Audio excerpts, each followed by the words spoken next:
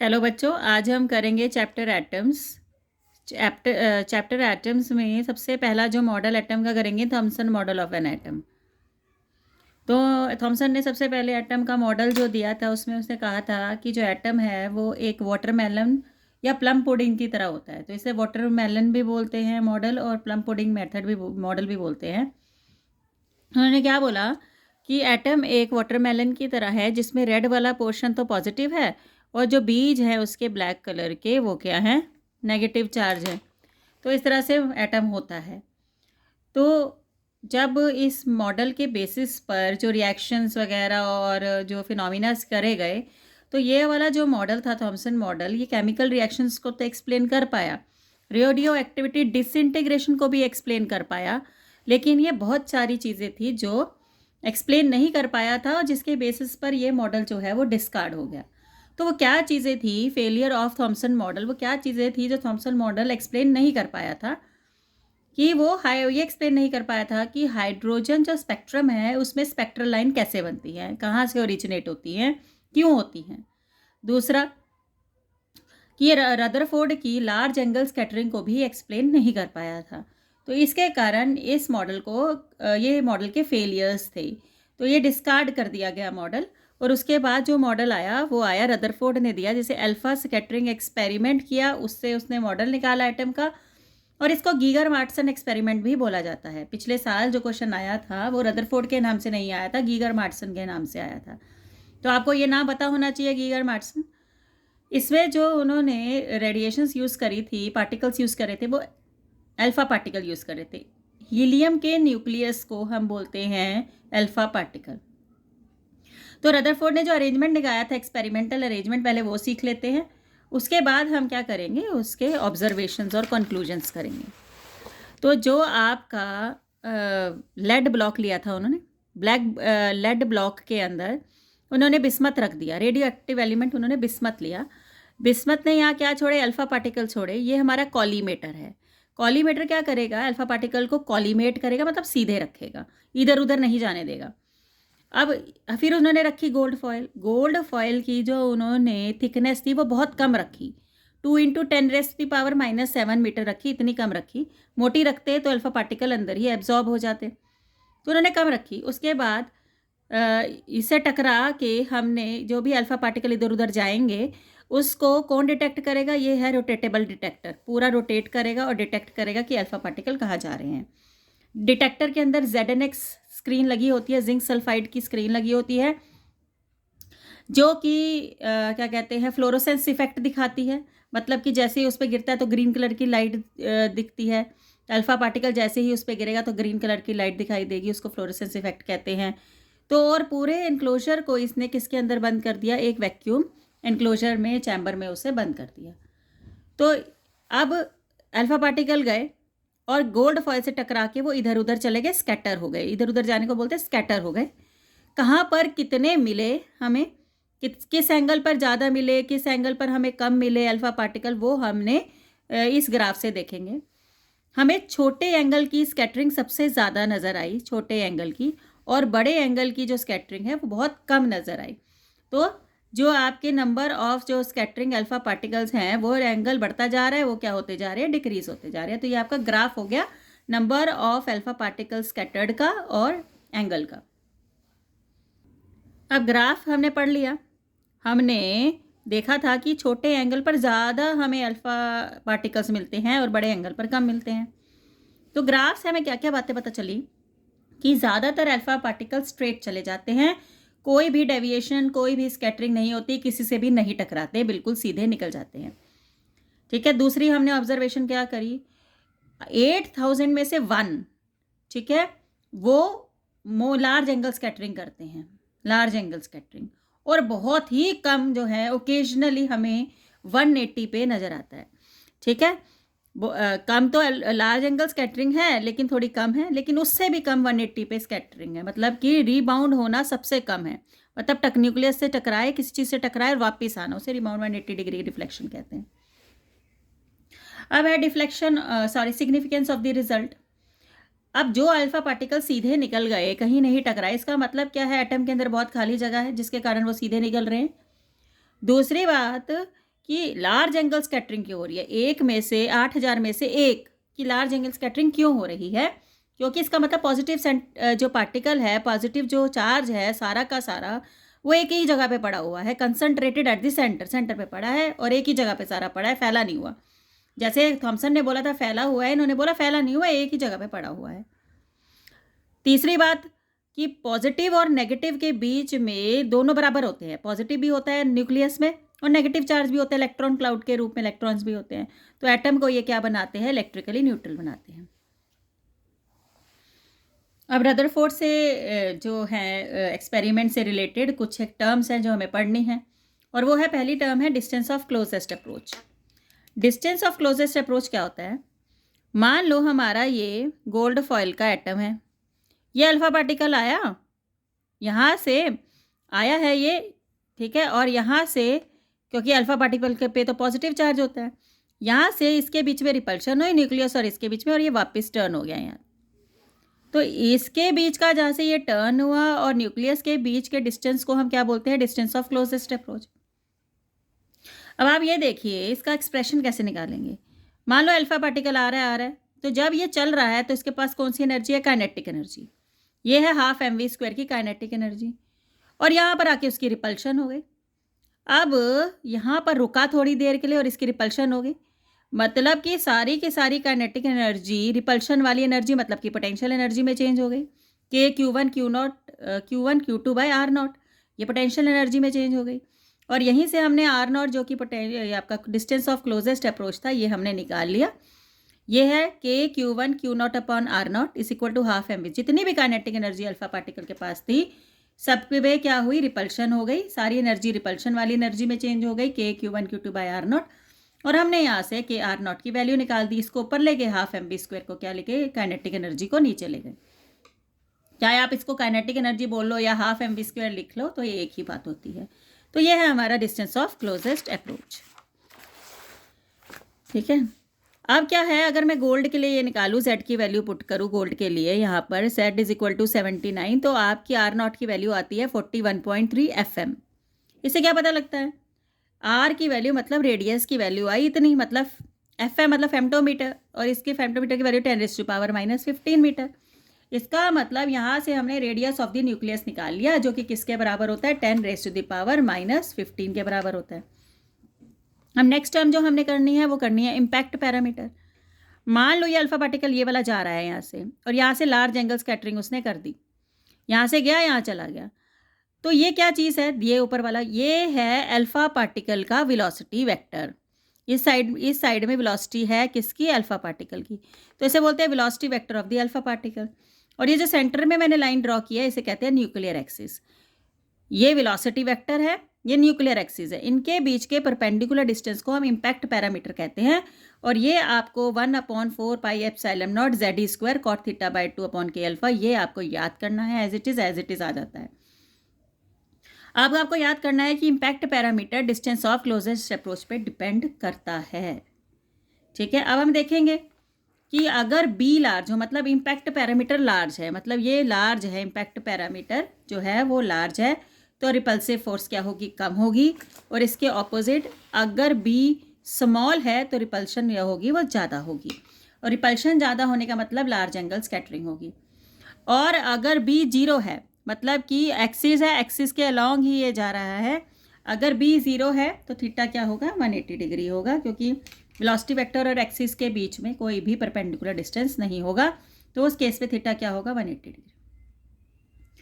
अब है shape of the trajectory of scattered alpha particle on depends on, देखो किस जगह जाएगा, कैसे जाएगा, मतलब कि अल्फा पार्टिकल इधर जा रहा है, इधर जा रहा है, तो जो ट्रजेक्टरी की शेप है वो किस पे डिपेंड करती है, एक इम्पैक्ट पैरामीटर पे और दूसरी फील्ड पे, पोटेंशियल फील्ड पे डिपेंड करती है। ये दोनों चीज़ें आपको पता होनी चाहिए कि ट्रजेक्टरी की शेप किस पे डिपेंड करती है, इम्पैक्ट पैरामीटर पे और पोटेंशियल की फील्ड पे डिपेंड करती है। रदरफोर्ड ने क्या दिया, रदरफोर्ड ने कैसा मॉडल बनाया, फिर पूरा उसने सेंटर पे न्यूक्लियस रखा, उसने बोला पूरा पॉजिटिव चार्ज यहाँ है और उसको स्पायरल पाथ में क्या घूम रहे हैं, इलेक्ट्रॉन्स घूम रहे हैं। तो उन्होंने बोला अगर स्पायरल पाथ में इलेक्ट्रॉन्स घूम रहे हैं उसका मतलब क्या है, उसका मतलब है कि जब इलेक्ट्रॉन इधर से इधर आएगा तो क्या देगा, रेडिएशन देगा। तो एक टाइम आएगा इसकी खुद की एनर्जी इलेक्ट्रॉन की खत्म, रेडिएशन देता रहेगा तो खुद की एनर्जी खत्म हो जाएगी और इलेक्ट्रॉन इसके अंदर क्या हो जाएगा, डेड हो जाएगा, इलेक्ट्रॉन खत्म हो जाएगा, इसके अंदर गिर जाएगा। लेकिन ऐसा तो हो ही नहीं रहा, हम देख रहे हैं कि कोई पड़ा पड़ा एटम जो है वो ख़राब नहीं हो रहा, डेड नहीं हो रहा। ठीक है, तो एटम स्टेबल क्यों है?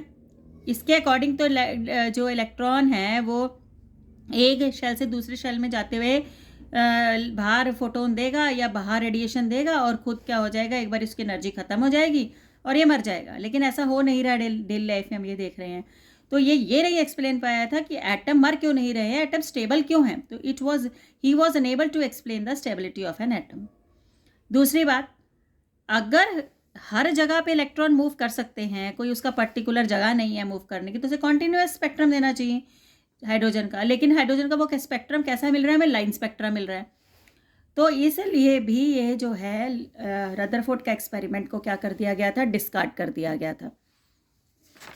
अब इन दोनों की लिमिटेशन को देखते हुए एक और आया, मतलब क्या कहते हैं मॉडल, उसको बोला बोहर क्वांटाइजेशन या planetary motion of an atom. Planetary motion से पता है प्लैनेट की तरह कुछ मोशन होगा इसमें, तो वो आया। इसमें है न्यूक्लियर कॉन्सेप्ट। उन्होंने बोला कि न्यूक्लियस के आसपास इलेक्ट्रॉन घूम रहे हैं। अगर इलेक्ट्रॉन गोल गोल घूमते हैं तो उसके पास सेंट्रीपिटल फोर्स होती है। अब क्वेश्चन ये है कि उसके पास सेंट्रीपिटल फोर्स आई कहाँ से? उसके पास इन दोनों की अट्रैक्शन जो थी, पॉजिटिव और नेगेटिव की अट्रैक्शन जो थी, वो किस में चेंज हो रही है, सेंट्रीपिटल फोर्स में, और उसे गोल गोल घूमने दे रही है। तो हमने इसकी जो पोटेंशियल, इसकी जो कूलम फोर्स है Q1 Q2/r², उसने इलेक्ट्रॉन को क्या दिया, सेंट्रीपिटल फोर्स, और सेंट्रीपिटल का फोर्स का फॉर्मूला होता है mv²/r। तो ये है हमारा पहला पोस्टुलेट ऑफ बोहर। दूसरा है कि जैसे कि उसमें हमने देखा था रदरफोर्ड में, हमने बोला था कि इलेक्ट्रॉन कहीं पर भी घूम सकते हैं, तो लेकिन इसमें वही लिमिटेशंस भी थी, इलेक्ट्रॉन हर जगह पे नहीं घूम सकते। इलेक्ट्रॉन वहीं पर घूमेंगे जहाँ पर उनका एंगुलर मोमेंटम किसके बराबर होगा, NH/2π के, वहीं घूमेंगे और कहीं नहीं घूम सकते। तो इसका एंगुलर मोमेंटम किसके बराबर होगा, NH/2π के। उसी ऑर्बिट के अंदर हमारे इलेक्ट्रॉन्स घूमेंगे। तो हमने डिफाइंड कर दी बात कि यहीं घूम सकते हैं, इसके आर पार नहीं घूम सकते, जहाँ पर उनका एंगुलर मोमेंटम किसके बराबर होगा, NH/2π के।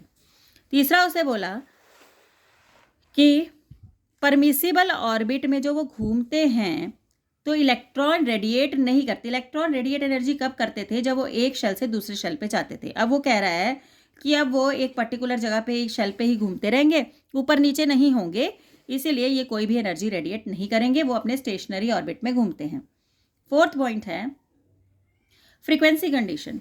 जब इलेक्ट्रॉन एक शेल से दूसरे शेल में आएंगे तो ये बाहर एनर्जी देंगे, अगर नीचे वाले शेल से ऊपर वाले शेल में जाएंगे तो एनर्जी लेके जाएंगे।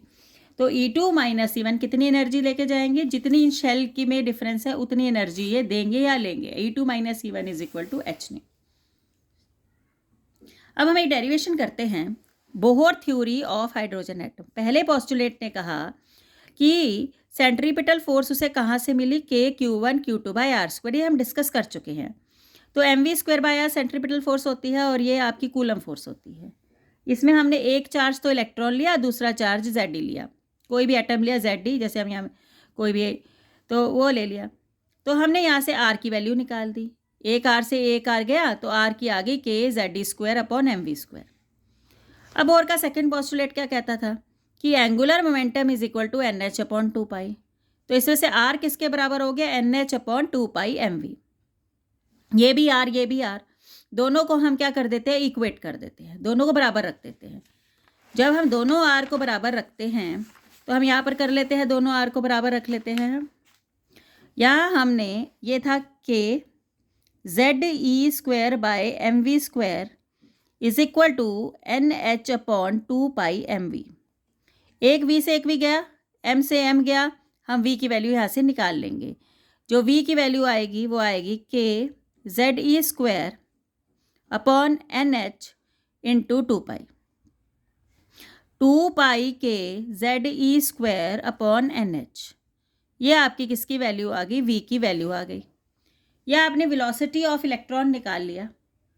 अब लेकिन मुझे वेलोसिटी नहीं, मुझे रेडियस चाहिए, तो मैं ये v की वैल्यू कहाँ पुट कर दूंगी, सेकेंड इक्वेशन में पुट कर दूंगी। और सेकेंड इक्वेशन में जब v की वैल्यू पुट करूँगी, मैं यहाँ पर पुट करती हूँ इस v की वैल्यू सेकेंड इक्वेशन में, r जो था वो था NH अपॉन 2 पाई mv। 2 पाई m, v की वैल्यू हम निकाल चुके हैं तो v की वैल्यू डाल देते हैं। 2 पाई के Z E square by NH, 2 पाई के Z E square by NH। अब ये NH ऊपर चला जाएगा, ये आ जाएगा n स्क्वायर h स्क्वायर, 2 2 ज़ा 4, पाई का स्क्वायर m के जेड ई स्क्वायर। तो ये मेरा क्या आ गया, ये मेरा रेडियस आ गया, जिसमें से मैंने n स्क्वायर को छोड़ के, देखो बाकी सब कांस्टेंट है, n स्क्वायर देखो n स्क्वायर कांस्टेंट नहीं है, बाकी h कांस्टेंट, 4 कांस्टेंट, पाई कांस्टेंट, m के जेड ई स्क्वायर सब कांस्टेंट। इसका मतलब r किसके डायरेक्टली प्रोपोर्शनल आ गया, n स्क्वायर के डायरेक्टली प्रोपोर्शनल आ गया, बाकी सब कांस्टेंट है। इससे हम एक फॉर्मूला बना देते हैं, r1/r2 is equal to n1 square by n2 square. बहुत सारे क्वेश्चन जो है इससे सॉल्व होंगे आपके। अब क्या है, अब हमने क्या किया, हमने n स्क्वायर को छोड़ के बाकी सारी की वैल्यू निकाल ली, सबकी वैल्यू पुट करी। h की वैल्यू प्लैंक्स कांस्टेंट की वैल्यू होती है 6.6 इंटू 10⁻⁻34 जूल सेकेंड, वो पुट किया। 4 पाई की होती है 3.14, m की mass of the electron put किया, k ई स्क्वायर सब पुट कर लिए, और मैंने n स्क्वायर को छोड़ के सारी की वैल्यू निकाली 0.53 आर्मस्ट्रॉन्ग, ये निकाल ली। तो मेरे पास एक जर्नल फार्मूला आ गया। मुझे पूछते हैं सेकंड जो के बाद एल शेल होता है उसका आप वो बताओ रेडियस। तो मैं क्या करूँगी, एन की वैल्यू क्या डालूंगी, 2 डाल दूंगी, 2 का स्क्वायर 0.53 आर्मस्ट्रॉन्ग आ गई रेडियस। तो इससे रेडियस से हमें कैलकुलेट करना क्या हो जाएगा, आसान, क्योंकि मैंने एन स्क्वायर को छोड़ के बाकी तो सारे कांस्टेंट थे और उसकी वैल्यू कितनी आई, 0.53 आर्मस्ट्रॉन्ग। इसको पुट करके आप आर की वैल्यू निकाल सकते हैं। जितना एन दिया हो, जितना प्रिंसिपल क्वांटम नंबर आपको दिया हो, जो सा वाला शेल दिया हो, उसकी वैल्यू एन की पुट करो और रेडियस निकाल लो उस शेल का। अब आया हमारे पास वेलोसिटी, हमने दोबारा उतार लिया 2 पाई के Z E square by NH। हमने क्या किया, इसको c से मल्टीप्लाई किया और c से डिवाइड कर दिया, क्योंकि इतनी बड़ी वैल्यू मैं बार बार जो है वो याद नहीं रख सकती। तो मुझे क्या करना है, उसके लिए मुझको c से मल्टीप्लाई कर देना है और c से क्या कर देना है, डिवाइड कर देना है। अब हम क्या करेंगे, इस c को अंदर डालेंगे और n को बाहर लिख लेंगे, बस मल्टीप्लाई है, आप अंदर बाहर कर सकते हैं इसको। 2 पाई के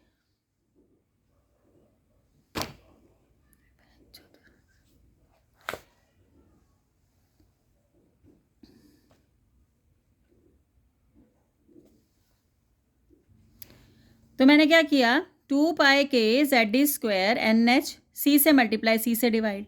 अब मैंने क्या किया है, मैं क्या कर रही थी, ये कर दिया मैंने, c अंदर रख लिया और n बाहर निकाल दिया, ठीक है। अब मुझे इसकी वैल्यू पता है, इजी वैल्यू है 1/137 c अपॉन n। अब 1/137 को मैंने अल्फ़ा मान लिया, इसको अल्फ़ा c बाय n, और इस अल्फ़ा को फाइन स्ट्रक्चर कांस्टेंट बोला। अब मेरे लिए वैल्यू याद करनी आसान है, alpha c by n, alpha की वैल्यू क्या है 1/137, ठीक है। तो अल्फ़ा की वैल्यू मुझे पता है। अब मैं क्या किया है, इसको, ये मेरी क्या निकल आई, वेलोसिटी निकल आई, ठीक है। अगर मैं n की वैल्यू 1 पुट करती हूँ तो मेरी उसकी वेलोसिटी निकल आएगी, 2 पुट करती हूँ तो उसकी वेलोसिटी निकल आएगी। तो इस तरह से हम किसी भी ऑर्बिट में चलते हुए इलेक्ट्रॉन की जो वेलोसिटी है वो निकाल सकते हैं। अब बात आती है आपकी एनर्जी ऑफ एन इलेक्ट्रॉन। जो आपका इलेक्ट्रॉन घूम रहा है न्यूक्लियस के आसपास, उसके पास कौन सी एनर्जी है, उसके पास काइनेटिक एनर्जी भी है और उसके पास पोटेंशियल एनर्जी भी है। देखिए, बोहर का फर्स्ट पोस्टुलेट ले लो अगर आप, बोहर का पहला पोस्टुलेट ले लो अगर आप, तो उससे आपको r से r गया ना, तो हाफ mv स्क्वायर की वैल्यू आपको, mv स्क्वायर की तो यहाँ से मिली है, तो हाफ में दोनों साइड 1/2 कर दोगे, हाफ mv स्क्वायर की वैल्यू निकल गई k q1 q2 upon 2r। तो यहाँ से मेरे पास आया k q1 q2 बाय, देखो ये मेरे पास था mv स्क्वायर बाय r, यहाँ था k q1 q2 bye r square, यही था मेरे पास। मैंने एक r से एक r काट दिया।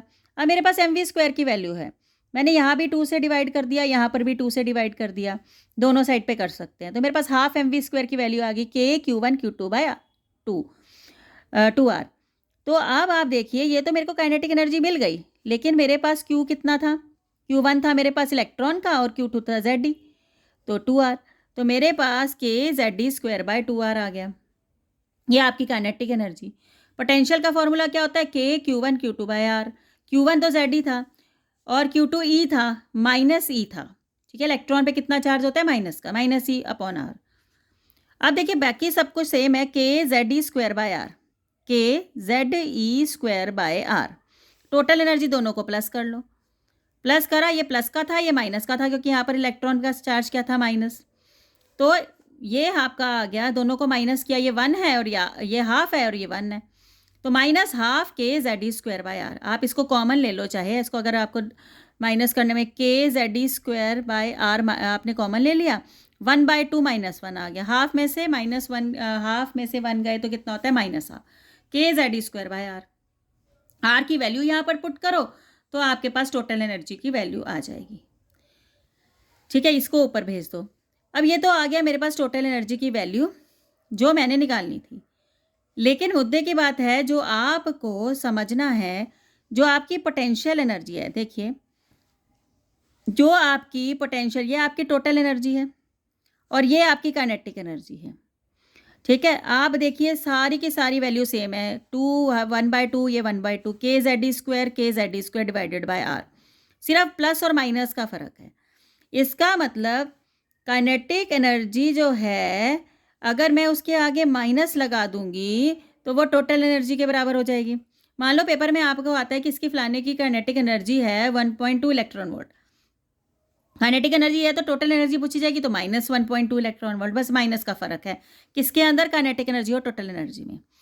दूसरी बात देखिए, ये देखिए इसमें से 2 नहीं है, इसमें 2 है, मतलब अगर पोटेंशियल एनर्जी दे रखी है और आप नीचे 2 लगा देते हैं तो वो क्या बन जाएगी? आपकी काइनेटिक एनर्जी, मतलब आधी। आप पोटेंशियल एनर्जी में से काइनेटिक एनर्जी निकाले चलते तो उसका आधा कर दो, सिर्फ 2 ही का तो फ़र्क है फॉर्मूले के अंदर, डिवाइडेड बाय 2 कर दो। अब इसके अंदर टोटल एनर्जी में माइनस का साइन आ रहा है। माइनस साइन क्या बताता है हमें? कि इलेक्ट्रॉन और न्यूक्लियस के बीच में अट्रैक्शन है, मतलब एक के ऊपर पॉजिटिव साइन और दूसरे पे क्या साइन है? नेगेटिव साइन है, ये हमें बता रहा है। अब जो हमारा En है, वो ये जो पूरा हमें सॉल्व करके निकला, ये ऊपर भेज के, -2 π² mk² Zd Z² e⁴ n² h²। Frequency last postulate हमारा था E2 En2 En1 = hν। हमने कुछ नहीं करना, यहाँ पर N1 है, यहाँ N है, यहाँ पर N2 लिख दोगे जब हमें N2 की वैल्यू चाहिए, माइनस N की जगह N1 लिख दोगे। ये हमने यहाँ पर लिखा हुआ है। देखो, 2 π² mk² e⁴ h², 1/n1² - 1/n2²। अब ये = hν है, इस h को नीचे भेज दो।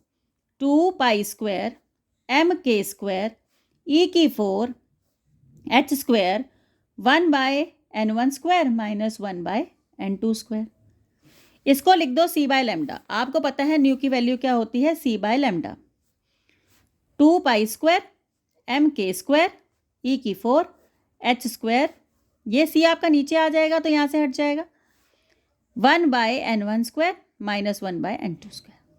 इसको वेव नंबर कहते हैं, 1/λ को वेव नंबर, फिर न्यू के ऊपर डैश, और इसको पूरे को क्या बोलते हैं हम? r, Rydberg's constant, 1/n1² - 1/n2²।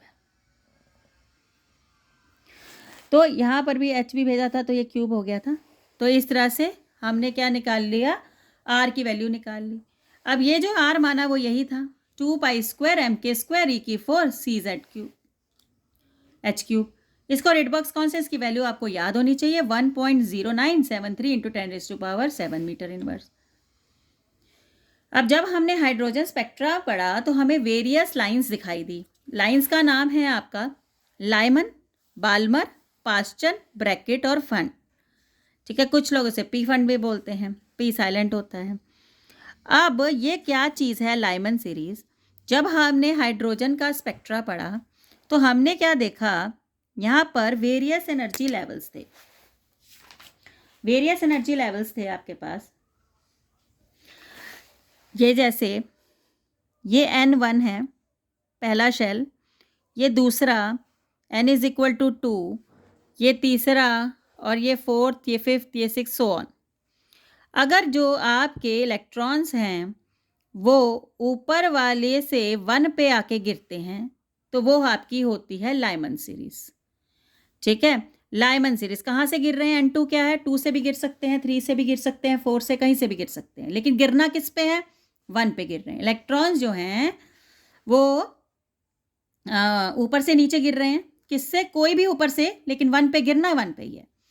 तो हमारा जो फॉर्मूला वेव नंबर का बन जाएगा R 1/1 square minus 1/N2 square. N2 कुछ भी हो सकता है ऊपर वाला। ठीक है, जब ये गिरेंगे, ऊपर से नीचे गिरते हैं तो ये एनर्जी देते हैं बाहर। अब ये कौन सी एनर्जी देगी लाइमन? यूवी रेडिएशंस देगी, यूवी रेडिएशंस। ये आपको ध्यान रखना है। जब ये गिरते हैं, लाइमन वाले जो देता है 1 पे गिरते हैं तो यूवी रेडिएशंस देते हैं। अब बाल्मर क्या होता है? बाल्मर क्या होगा? R, ये किस पे गिरना है? 2 पे गिरना है। गिरे जहां से मर्जी, लेकिन गिरना किससे है? 2 पे। गिरना किस पर है? 2 पर गिरना है। गिर ये कहीं से भी सकते हैं, N2 की वैल्यू कोई भी हो सकती है। और जब ये N2 पर गिरते हैं, जब बाल्मर सीरीज बनती है, तो रेडिएशंस जो इमिट होती हैं वो कौन सी होती हैं? Visible radiations. अब आगे है, अब ये गिरना किस पे है? 3 पे गिरना है। R 1/3 square minus 1/N2 square. 2 कुछ भी हो सकता है, 3 से ऊपर वाला, 4, 5, 6 कोई भी हो सकता है। और ये क्या देते हैं? ये आपको इंफ्रारेड देते हैं।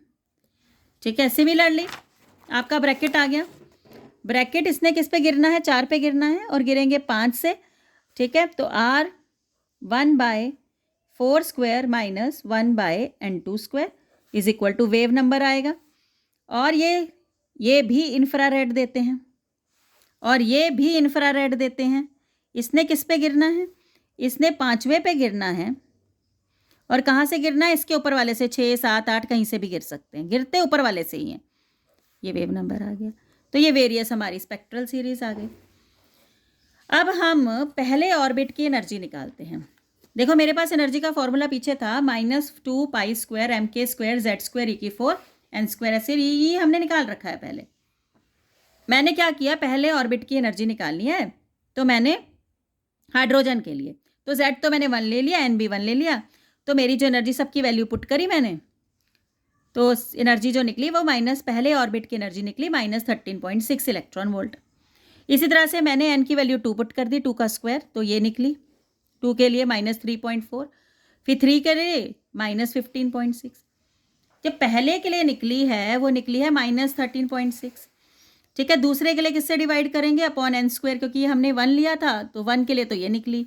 2 के लिए जितनी भी 1 की निकली है उसको n स्क्वायर से डिवाइड कर दोगे। 3 के लिए 3 स्क्वायर से कर दोगे। 4 के लिए 4 स्क्वायर से कर दोगे, क्योंकि जो हमारा जर्नल फॉर्मूला बना वो बना हमारा nth की एनर्जी के लिए 13.6 डिवाइडेड बाय n स्क्वायर। ठीक है, क्योंकि इसकी जो वैल्यू है वो कितनी है? 13.6 है। n की वैल्यू तो हम चेंज कर ही सकते हैं। पहले 2 करेंगे सेकंड ऑर्बिट की एनर्जी के लिए, 2 करेंगे थर्ड के लेवल के लिए 3 करेंगे, और फिर हम सो ऑन इन्फिनिटी पे जाएंगे तो एनर्जी कितनी हो जाएगी? 0 हो जाएगी।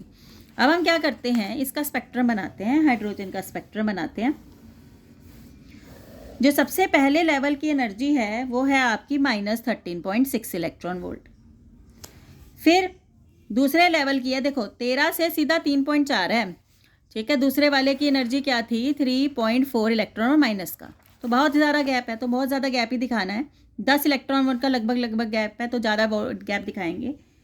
तीसरा का है -1.5, फिर है 0.85 माइनस की, फिर है 0.54 एंड सो ऑन, बहुत सारी। तो अगर आप 1 पे गिराते हैं, अगर आप 1 पे गिराते हैं ऊपर से, तो वो होती है हमारी लाइमन। अगर 2 पे गिराते हैं तो होती है वो आपकी बाल्मर। 3 पे गिराते हैं ऊपर से तो वो होती है लाइमन, बाल्मर, पास्चन, ब्रैकेट, और ये लास्ट वाली हो गई आपकी फंड। इस तरह से तो ये जब जाता है तो क्या देता है? यूवी देता है। जब ये गिरता है तो ये विजिबल देता है, और ये तीनों कितनी देते हैं? इंफ्रारेड देते हैं। ये आपको याद रखना है, कौन सी लाइंस जो हैं वो कौन सी रेडिएशंस को छोड़ती हैं। नेक्स्ट है आपका लिमिटेशंस ऑफ बोहर थ्योरी। अब आपका लिमिटेशंस ऑफ बोहर थ्योरी है, आपकी क्या लिमिटेशंस हैं? ये सिर्फ हाइड्रोजन जैसे सिंगल इलेक्ट्रॉन वाले पर ही लगता है, जब बड़े एटम पर लगाने लगते हैं तो वो नहीं लगता है। तो ये पहली इसकी जो है लिमिटेशन है। दूसरी, जो हमारी स्पेक्ट्रल लाइंस है वो सिंगल लाइन नहीं होती, वो ग्रुप्स ऑफ लाइंस होती हैं, ठीक है। तो ये भी हमारा बोहर एक्सप्लेन नहीं कर पाया था कि ग्रुप ऑफ लाइंस क्यों होती हैं, ठीक है। एक एक लाइन क्यों नहीं होती, हर की लाइमन की एक क्यों नहीं होती, इस तरह से ये एक्सप्लेन नहीं कर पाया था। उन्हें बोला कि सर्कुलर ऑर्बिट में घूमते हैं, बोहर ने बोला कि जो इलेक्ट्रॉन है वो सर्कुलर ऑर्बिट में घूमते हैं, तो इलिप्टिकल में क्यों नहीं घूमते, इलिप्टिकल में क्यों नहीं घूमते, ये एक्सप्लेन नहीं कर पाया था, जबकि इलिप्टिकल में भी घूम सकते थे। हर स्पेक्ट्रल लाइन की डिफरेंट इंटेंसिटीज क्यों हैं, ये भी जो बोहर है वो एक्सप्लेन नहीं कर पाया था। जीमन और स्टार्क इफेक्ट भी, ये जीमन और स्टार्क इफेक्ट होता है, स्पेक्ट्रल लाइंस जो है स्प्लिट हो जाती हैं जब उन्हें मैग्नेटिक फील्ड में रखा जाता है, तो ये भी एक्सप्लेन नहीं कर पाया था। आपको सिर्फ नाम याद करने हैं, जीमन और स्टार्क इफेक्ट भी बोहर जो है वो एक्सप्लेन नहीं कर पाया था। अब बात आती है एक्साइटेशन एनर्जी की। एक्साइटेशन मतलब ग्राउंड से एक्साइटेड स्टेट में जाने के लिए कितनी एनर्जी चाहिए, वो होती है हमारी एक्साइटेशन एनर्जी। तो अगर फर्स्ट से सेकंड पे जाना है तो E2 माइनस E1, E2 की मुझे एनर्जी पता थी -3.4, E1 की तो -13.6 होती है, तो -3.4 माइनस 13.6 10.2 इलेक्ट्रॉन वोल्ट। अब एक्साइट करना है 1 से 3 पर, तो 3 की लिखो और फिर 1 की लिखो, इस तरह से आप एक्साइटेशन निकाल सकते हैं बड़े में से। अब मुझे आयोनाइजेशन एनर्जी होती है, energy required to take out electrons, electrons को बाहर निकालना है और कहाँ भेजना है, इन्फिनिटी तक, तो E इन्फिनिटी माइनस E1, ठीक है। सेकंड से निकालना है तो 2, थर्ड से निकालना है तो इन्फिनिटी माइनस E इन्फिनिटी तो इसके अंदर रहेगा ही रहेगा, ठीक है। अगर सेकंड से निकालना है तो इन्फिनिटी माइनस E2, थर्ड से निकालना है E इन्फिनिटी माइनस E3, तो ये हमारी आयोनाइजेशन एनर्जी है। एक्साइटेशन पोटेंशियल, वहाँ एनर्जी थी, यहाँ पोटेंशियल है, बात सेम ही है, करना भी सब कुछ सेम है।